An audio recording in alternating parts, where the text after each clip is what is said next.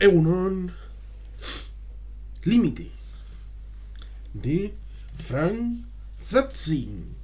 Este libro, escrito originalmente en 2009 y publicado por Círculo de Lectores en 2010 en castellano. Los sucesos ocurren en agosto de 2024 y en mayo de 2025. En 2024-2025, a partir de 2009-2010. A veces se nota eso en parte de la trama. A diferencia de su supuesta obra predecesora, El Quinto Día, este lo compré deliberadamente en una tienda que se llama Reread, que es una tienda de libros de segunda mano que está en la parte de atrás de la Plaza Porticada, que no es su auténtico nombre, pero todo el mundo lo conocemos así, en Santander, en la calle que está justo en la trasera de la sede oficial de la antigua Caja Cantabria y casi antigua Liberbank, ahora que parece que se va a fusionar con cierta antigua caja andaluza. Pues se me vendió, allí no es cierto, allí no me vendieron la burra, se me vendió como que era la segunda parte de la novela aquella del Quinto Día, y claro, después de haber leído o tener previsto en aquel momento, todavía antes de todas estas circunstancias tan alegres con el bicho y todo esto, pues no tenía leído el libro, pero tenía previsto en algún momento leerlo. Y bueno, pues ya que estamos aquí y tenemos esto por las manos, pues vamos a cogerlo. Y encima ponía aquí detrás, alegremente, de qué serían capaces los gobiernos si la exploración de la Luna estuviera en manos privadas. ¿Hasta dónde serían capaces de llegar las empresas petrolíferas si dejáramos de depender del petróleo? En un futuro muy cercano, la Luna, con sus reservas energéticas, se ha convertido en la última esperanza de la humanidad y en el escenario de una despiadada competición.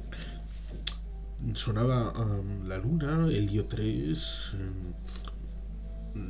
viajes espaciales, investigación, misterios en la Luna y por ahí. Bueno, pues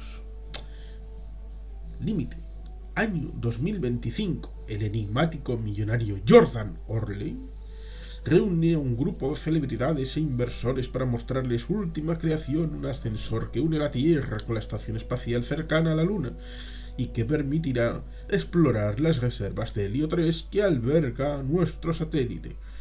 El helio 3, un combustible alternativo de gran eficacia e inofensivo para el medio ambiente, se ha convertido en imprescindible, teniendo en cuenta que los recursos energéticos tradicionales de la Tierra se han casi agotado por completo.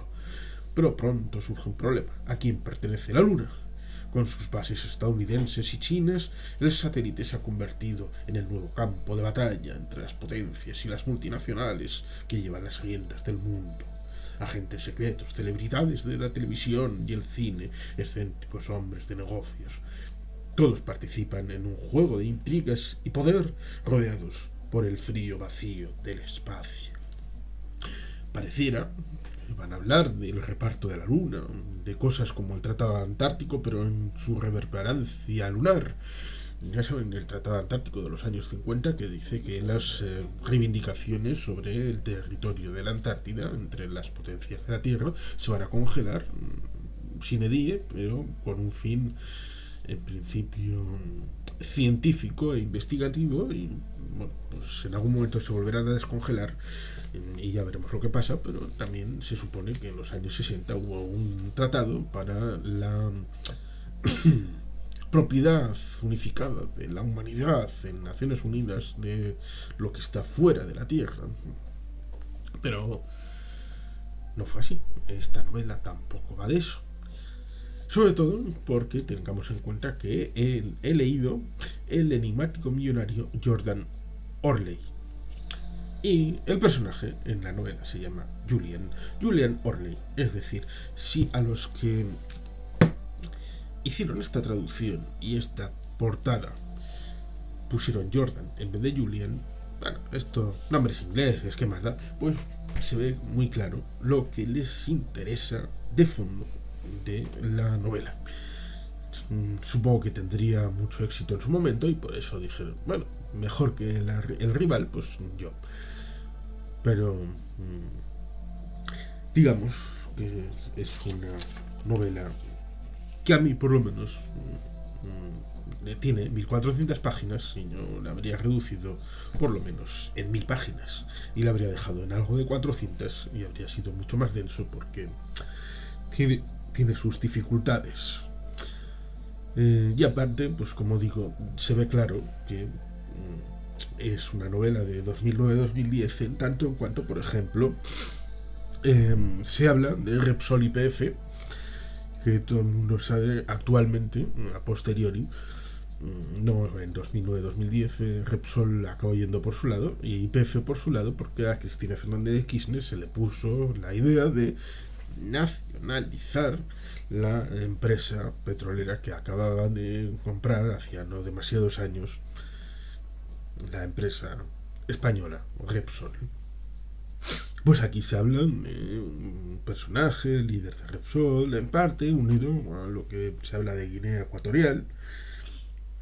Aparece Calgary, aparece Shanghái. Es a diferencia del quinto día, que era una novela que parecía partida en tres. Parecían tres novelas juntadas porque sí, porque había tres escenarios completamente distintos. Primero un escenario en el que se presenta la catástrofe, luego otro en un hotel allí perdido en el Canadá y después un tema en el portahelicópteros Independence, si no recuerdo mal.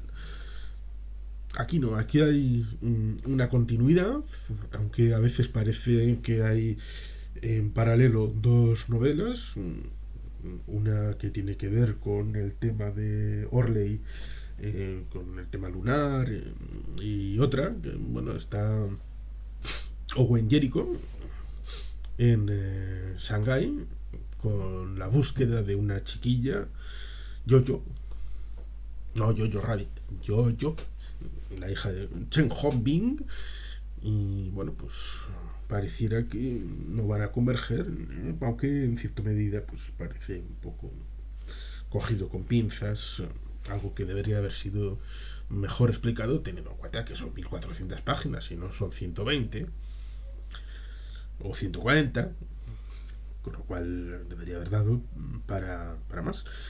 Se explota ahí en principio, como se ve, la idea del choque entre Estados Unidos y China, pero eso parece que está un poco de fondo y en cierta medida es reflejo, bajo mi punto de vista, de lo que tiene en la cabeza el autor, este antiimperialismo surgido en las mentes calenturientas del magma del marxismo-leninismo. Este autor es del año 1957, nacido en Colonia, es decir, nació en Alemania dividida, de la Guerra Fría, por lo cual tuvo la situación ahí complicada y estudió ciencias de la comunicación, ha sido muchas cosas, con lo cual pudo vivir todo aquello y bueno, pues seguramente pudo haberse influido en aquella idea del anti-estadounidense, antiamericanismo, no, americanos son desde la Punta de Fuego hasta el norte del Canadá, pero sí contra los Estados Unidos y su imperialismo malvado. Aunque es cierto que aquí también se mete un poquito de posible imperialismo de China en África. Aunque claro, como diría mi amiga Bego, pues, la diferencia entre el imperialismo chino y el imperialismo europeo radica en que los europeos iban con una carga y una mochila emocional y cultural basada en el cristianismo y en la dualidad del pecado y la redención, que significaba que, por ejemplo, les dejaras una escuelita, una carreterita, unos ferrocarriles, por ejemplo, en la India, los ferrocarriles que están utilizando actualmente su base aún hoy es la que dejaron los señores británicos hasta 1948, dueños del subcontinente indio. Como muchas de las carreteras que hay en Europa actualmente están cimentadas sobre las calzadas del Imperio Romano de hace 2000 años. Con lo cual, las cosas en su justa medida, los señores chinos lo que hacen es van a África, les dan la pasta, si hace falta se llevan sus trabajadores desde China, arramplan con lo que necesitan, y si te he visto no me acuerdo, y a casa no les dejan ni una escuelita, ni un ferrocarril, ni una carreterita, ni una presita.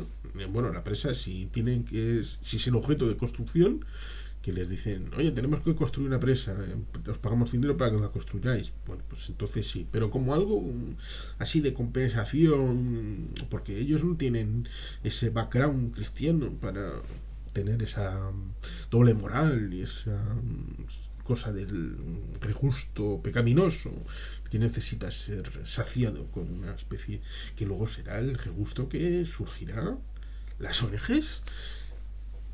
Pero bueno, eso es ir muy lejos. Le gusta Calgary, donde eh, hay un atentado a un tal Gerald que acaba siendo sustituido por un tal Hanna para subir allí arriba. Uy, pero eso es adelantarme mucho, claro.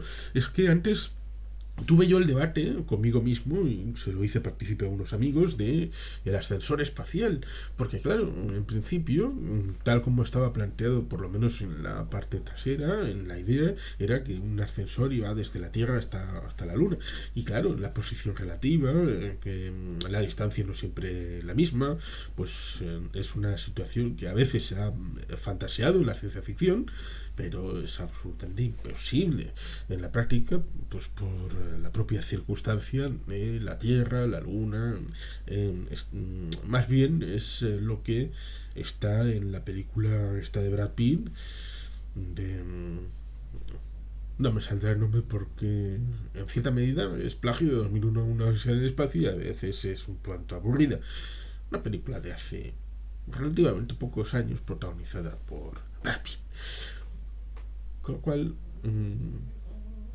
es un ascensor que va desde la Tierra a una órbita cercana en donde hay una estación espacial, la OSS, la Orley Space Station, una estación espacial privada, para salvar la capacidad de superar la órbita terrestre para los transportadores y todo esto que es bastante costoso, y a partir de esa estación es mucho más fácil ir de ahí hasta la Luna, con lo cual este elemento habría facilitado todo esto de ir a la Luna para ir a minar el helio 3.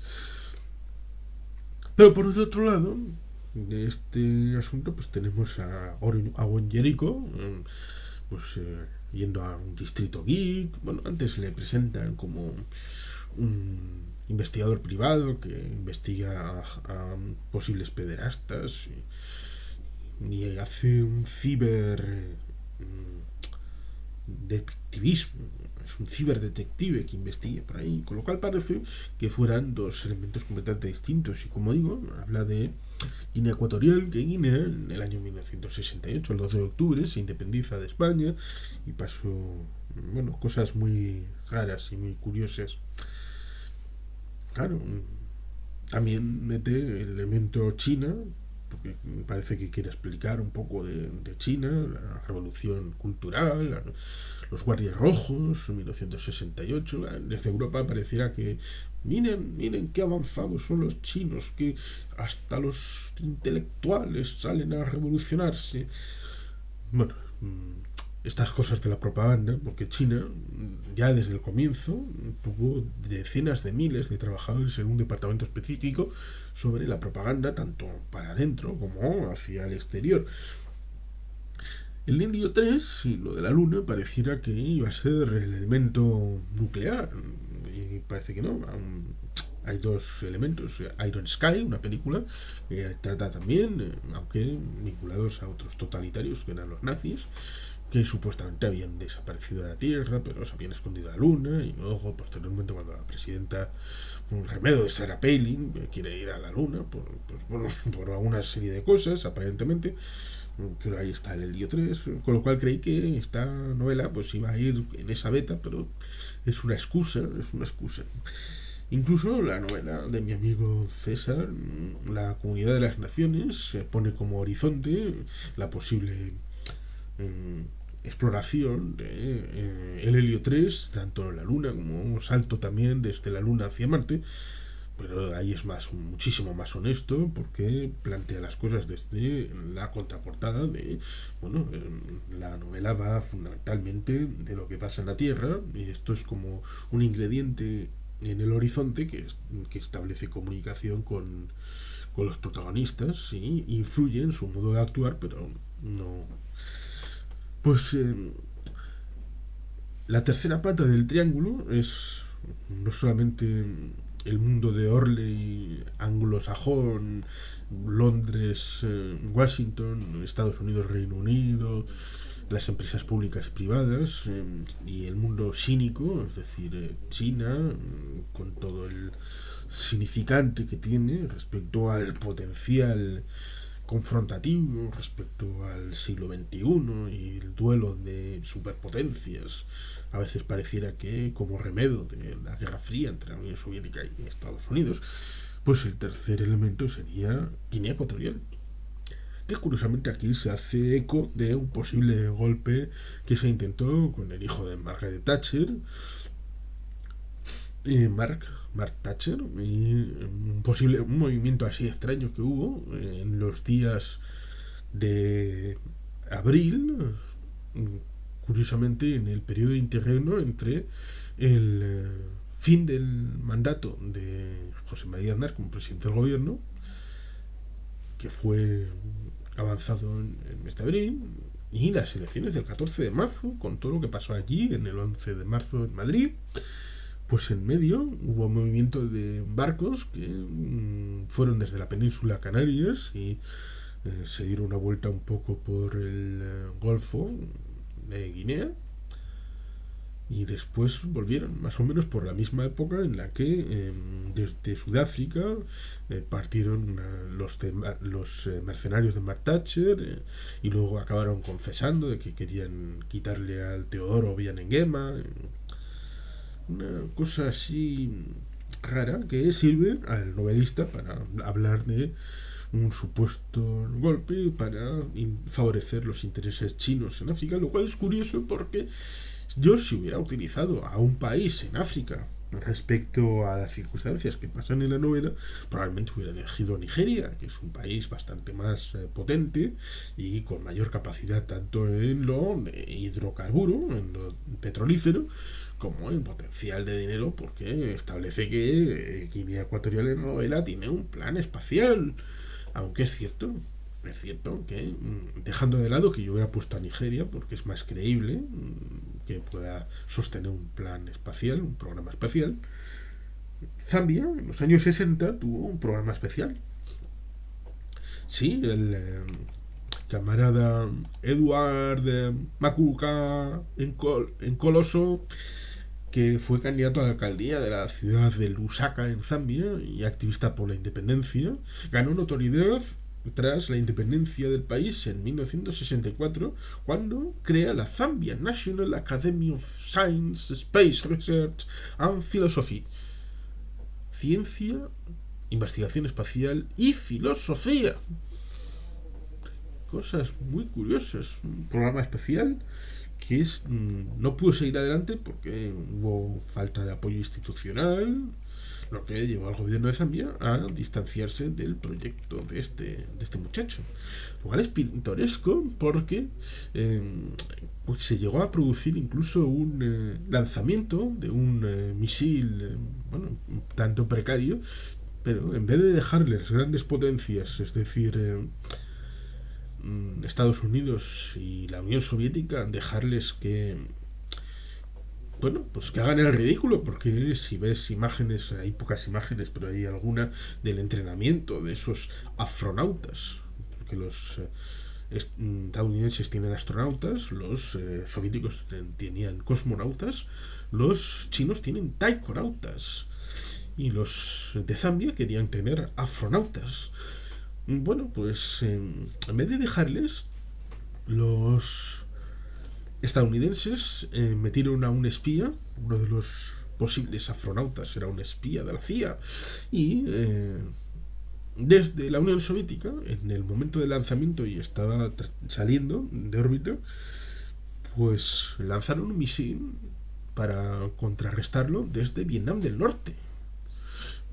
Y acabaron destruyéndolo y eliminándolo, aunque claro, nadie echó en menos a ningún astronauta porque ni siquiera al gobierno de Zambia le interesaba, lo cual supongo que ha elevado la calenturienta imaginación del autor, como podría hacerlo a cualquiera, en esa dualidad de, bueno, pues son absolutamente incapaces de hacer un entrenamiento como en Baikonur o en Houston para los astronautas de Zambia, pero fueron capaces de hacer un lanzamiento más o menos exitoso y que tuvo que ser abortado desde el exterior con un lanzamiento de un misil desde Vietnam del Norte en aquellos años 60, lo cual pues supongo que influyó a la hora de incorporar ese elemento.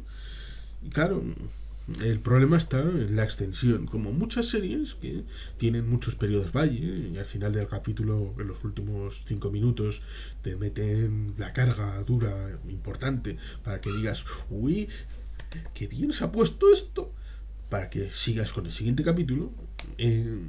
Este es un libro que parece un capítulo largo en el que empieza bien porque van a una isla de las Galápagos, en torno a las Galápagos, Ecuador, que es el lugar donde aparentemente no tienen idea, pero ahí está enclavado el ascensor, lo cual me dice bastante. ¿Serán ciegos todos los invitados del señor Rosley? Porque un ascensor, bueno, aunque sea un hilo finito más o menos, pues eh, sobre todo en la época actual en la que hay fotografías y todo esto, ni siquiera se enteraron de la construcción. Bueno, pues suben para allá y todo eso, parece que y luego entra en un periodo valle que dices, pero ¿qué es esto? ¿Qué es todo esto? ¿Cómo? Hasta que ya las últimas 200, 300 páginas y dices, aquí se vuelve a acelerar. Eso es un problema. Pero no voy a hacer más spoilers en la novela, aunque tampoco sería posible. Vamos a hacer una serie de reflexiones acerca de lo que conlleva, porque el autor pues parece que ha entrado en aquella conspiración del coche eléctrico de los años 90, que supuestamente en California alguien de la élite malvada pues cogió los coches eléctricos que estaban construyendo para enterrarlos en las arenas del desierto de Mojave y de algún otro desierto de California para que la gente siguiera chupando, chup, chup, chup, ahí, chupa, chupa, de petróleo. La gente no se da cuenta de que ya en el siglo XIX había coches eléctricos y que el primer coche fue eléctrico y que es altamente probable que lo que falló en el coche eléctrico, no solamente antes, sino en los años 90, con aquellos proyectos, y que también sigue fallando ahora, incluso ahora, en la historia hasta de Tesla, de Elon Musk y todo esto, es la capacidad de llegar de un punto a otro, la capacidad, por llamarlo de una manera calorífica, vamos a ver, de transformación del elemento energético respecto a su transformación en velocidad y tiempo y espacio, con lo cual el triunfo o fracaso contribuye decisivamente a que el coche funcionara o no, y solamente cuando la cosa está ahí como mínimo temblorosamente y en delicado equilibrio es cuando alguien puede entrar con una mano y con un dedo e influir en que la cosa caiga de un lado u otro. pero si hubiera sido un 80% exitoso el coche eléctrico en los años 90, vamos, ni todos los club Bilderberg del mundo habrían sido capaces de hacer algo. Pero claro, eso tiene reverberancia con la conspiración aquella de las petroleras de los años 70, que supuestamente retrasaron el coche de agua. Bueno, en realidad un coche de hidrógeno, el hidrógeno es una energía posible y potencial bastante interesante, pero el coche de agua no, no hombre no.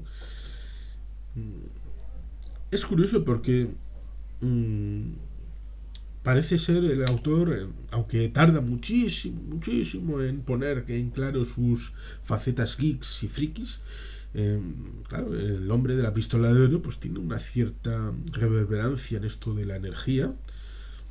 Es muy interesante. La saga Bond. La saga Bond. Incluso hay un personaje que es Bernard Lee, que es el nombre del actor que interpretó al M original. Claro, también está Moonraker, como una película respecto a todo este tema.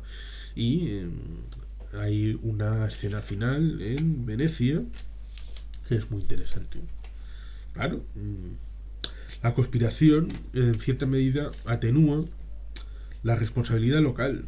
Por ejemplo, en el 11S, cuando los egipcios se enteraron de las posibles teorías de la conspiración, dijeron, bueno, como Mohamed Atta es originario de Egipto y esto es una conspiración en la que prácticamente no ha tenido nada que ver, pues así no nos podemos responsabilizar de nada. Los egipcios y el mundo egipcio y el mundo árabe no han tenido nada que ver, con lo cual esto es un tema interno de los occidentales. Claro, en esta novela, pues claro, la teoría de la conspiración, elaborada más o menos, y que tiene una cierta funcionalidad respecto a elude en cierta medida las responsabilidades de la propia infraestructura industrial y empresarial respecto a China o los Estados Unidos.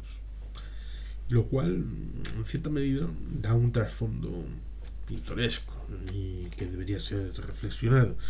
Lo mismo que el elemento empresa pública, empresa privada, el elemento multinacional, con la posible circunstancia de las nacionalizaciones y la comparación entre elementos de empresa y Estado y los condicionamientos mutuos que eso supone.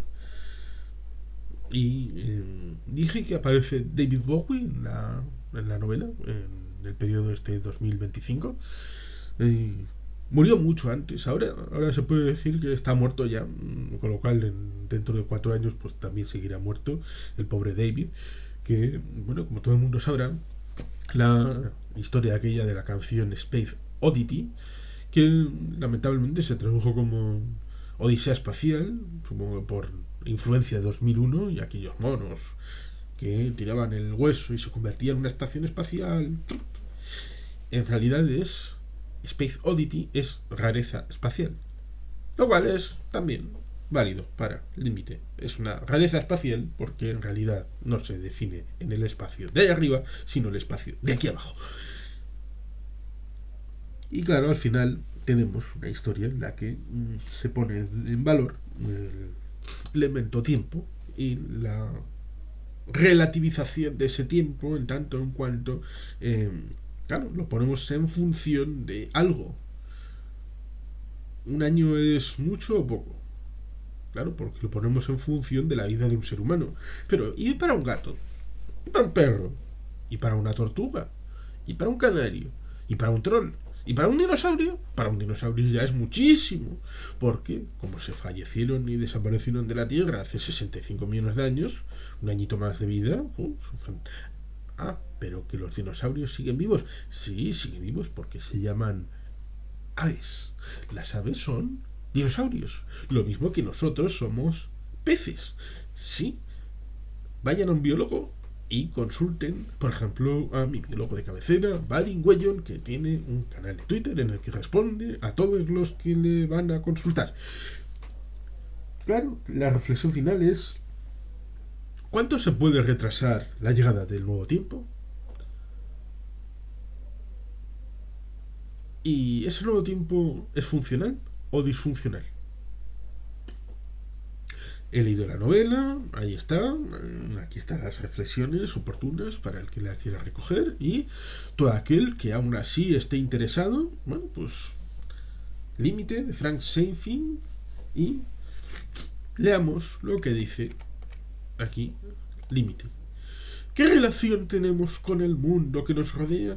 Como hizo en su impactante novela El quinto día, el magistral autor Frank Schatzing vuelve a sorprendernos con Límite su nueva y esperada novela. En un futuro próximo, los recursos energéticos de la Tierra han sufrido una radical transformación. Los suministros tradicionales casi se han agotado y el hombre se ha establecido en la Luna para extraer un combustible alternativo de gran eficacia energética e inofensivo para el medio ambiente. Este es el punto de partida de Límite, una novela dinámica, trepidante, cargada de suspense y con un ritmo cinematográfico fruto de la rigurosa investigación científica y un marcado acento ecológico. Frank Schatzing invita al lector a derribar sus barreras mentales y a disfrutar sin límites de este monumental thriller de rabiosa actualidad que no dejará a nadie indiferente. A mí me ha dejado un tanto... Pero bueno, igual son cosas mías. Disculpen las molestias. Y sin más, es que recasco, agur berobat, Betty Gelpea.